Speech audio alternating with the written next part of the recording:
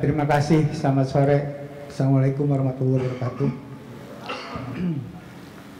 Saya tidak punya cerita khusus karena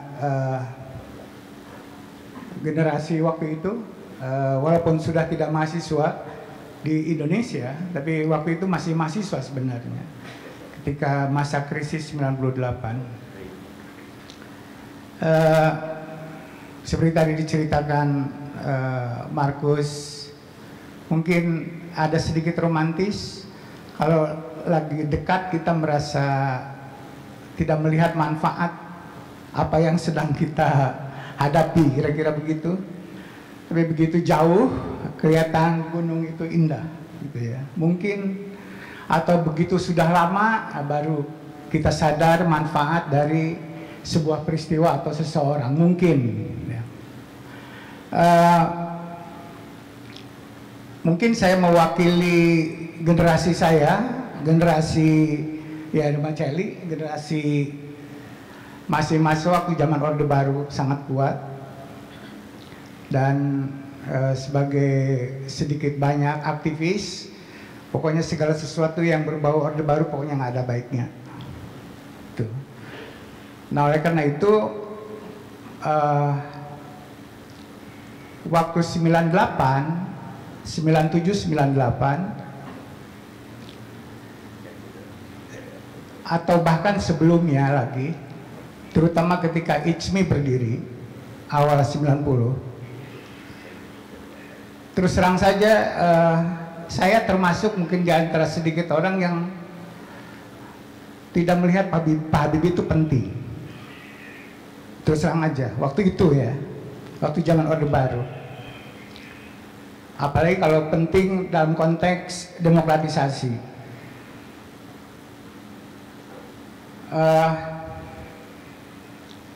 Karena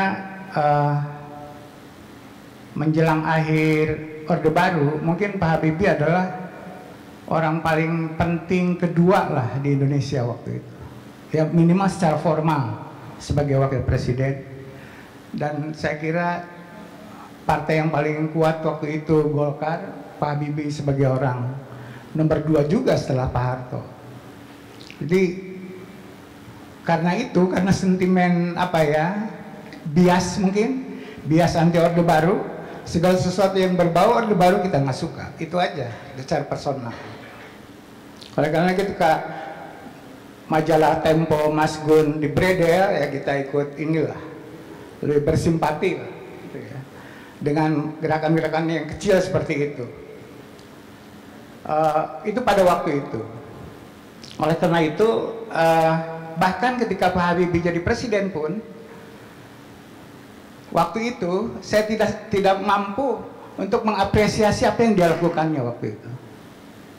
Karena begitu apa ya, begitu gelapnya dalam melihat Orde Baru, kira-kira begitu. Kita saya nggak bisa objektif lah melihat Orde Baru. Pokoknya apapun dari Orde Baru tuh nggak ada baiknya. Walaupun Celis sekali-sekali suka memujinya, tapi saya nggak pernah. Jadi, iya. Tapi kemudian dan saya menemukan justru arti sangat, bukan hanya penting, tapi sangat penting Pak Habibie setelah Pak Habibie tidak lagi jadi presiden. Setelah kita menyaksikan presiden-presiden setelah beliau. Jadi perbandingan tuh jadi penting. Di dunia ini nggak ada yang mutlak gitu loh. Relatif. Jadi kita bandingkan, gitu kan. Jadi kita nggak bisa menilai Pak Habibie sendirian, tapi Pak Habibie relatif tuhu gitu ya, terhadap siapa dibandingkan. Baru saya melihat secara keseluruhan, secara umum, saya mengatakan mungkin Pak Habibie adalah presiden terbaik Indonesia yang pernah ada. Sekarang saya mengatakan begitu. Setelah mungkin lebih tadi karena dibantu dengan perbandingan proses sejarah yang panjang dan seterusnya. Coba ketika direfleksikan kembali, ketika Pak Habibie sudah dilantik sebagai presiden waktu itu, terjadi kerusuhan, terjadi kerusuhan waktu itu. Ketika sudah dilantik, kemudian para aktivis HAM, terutama para aktivis perempuan, datang ke Pak Habibie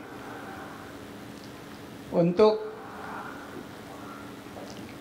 menyelidiki kira-kira begitu kasus kekerasan pada waktu itu, terutama kasus perempuan. Dan Pak Habibie merespon dengan sangat positif tentang itu. Saya kemudian dibentuk untuk menyelidiki itu dan seterusnya. Bahkan kerusuhan TPGF dibentuk itu pada masa Pak Habibie. Tapi saya melihat peran penting itu jauh setelah Pak Habibie nggak jadi presiden. Pada waktu itu saya nggak kelihatan itu, di mana adanya itu. Gelap sekali mata saya waktu itu, nggak bisa melihat.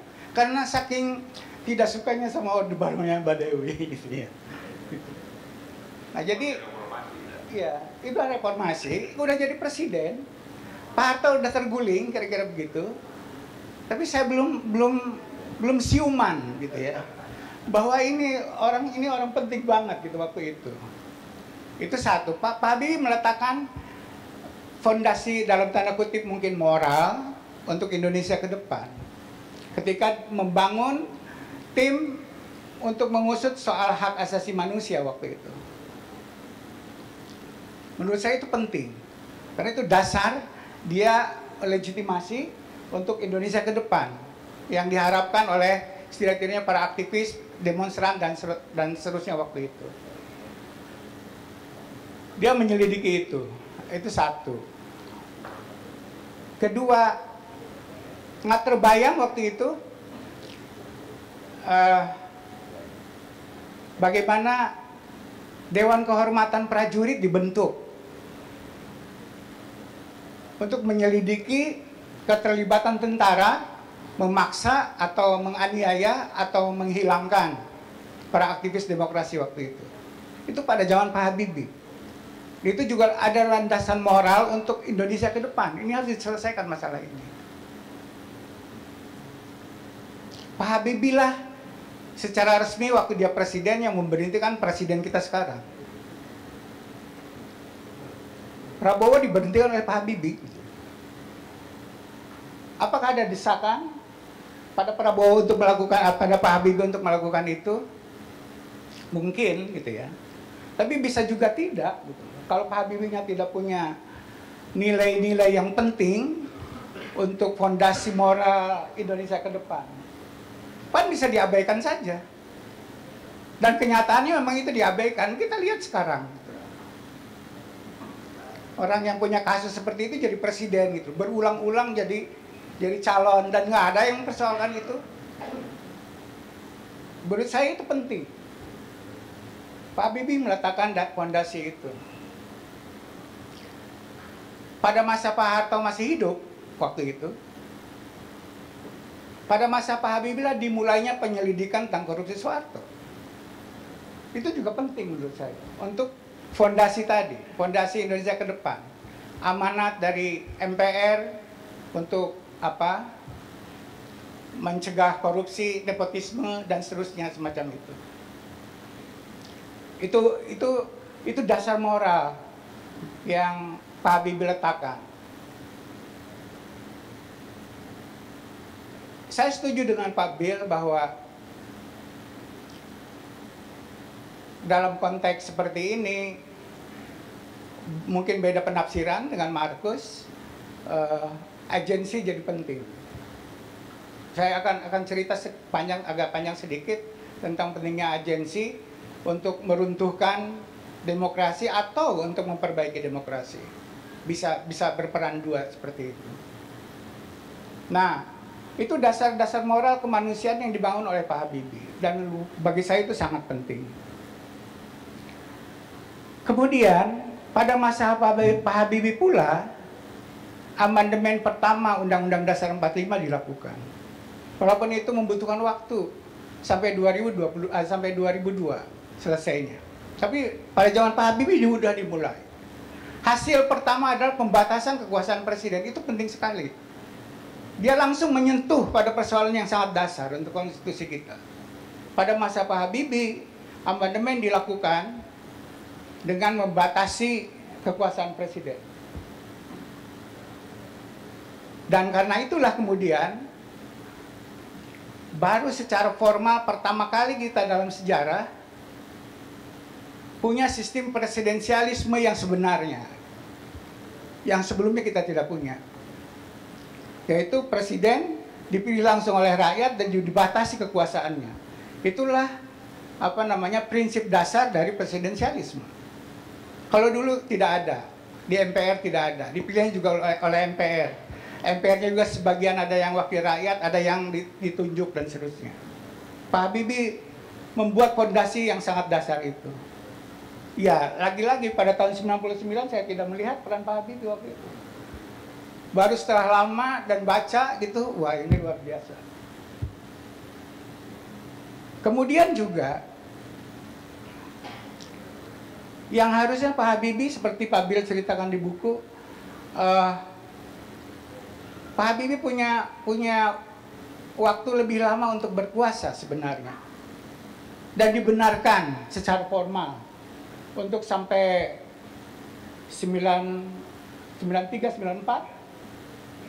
93, 2003, dari 2007 ke 2003, dari 97 ke 2003, 5 tahun.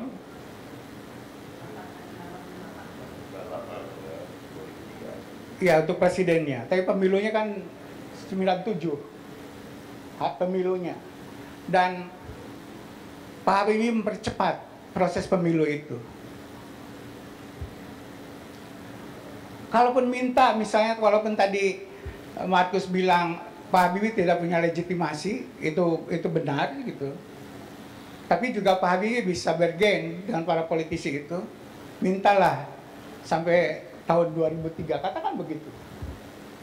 Tapi Pak Habibie tidak melakukan itu, bahkan agenda untuk pemerintahan dia yang sangat penting adalah mempercepat pemilu. Supaya segera ada pemerintahan yang legitimate, kira-kira begitu, secara demokratik. Itu luar biasa menurut saya. Dia minta dipercepat menjadi 99 April 99. Beliau hanya berkuasa tidak lebih dari 2 tahun, kurang dari 2 tahun.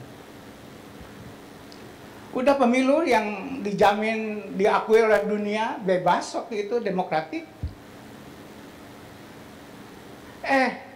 Orang-orang KPU-nya nggak bisa memutuskan hasil pemilu, bayangkan.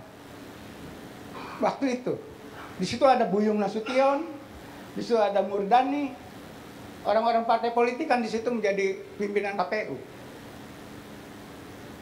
Hasil pemilu tidak bisa diputuskan siapa yang menang waktu itu, atau urutan hasil. Kalau tidak diambil inisiatif oleh Pak Habibie, mungkin chaos. Tapi Pak Habibie ambil alih dan dibenarkan menurut undang-undang. Dalam keadaan yang tidak bisa diputuskan, presiden bisa mengambil alih dan memutuskan hasil pemilu. Padahal partainya sendiri, Golkar, kalah waktu itu. Menurut saya itu suatu hal yang sangat besar untuk demokrasi kita ke depan.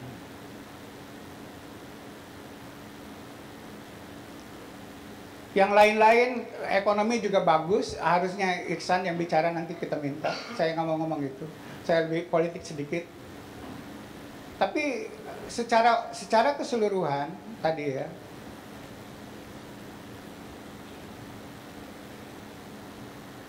Pak Habibie telah meletakkan fondasi yang sangat bagus untuk politik Indonesia yang lebih maju, kira-kira begitu. Itu kita mungkin sepakat tentang itu. Tapi dasar-dasarnya tadi,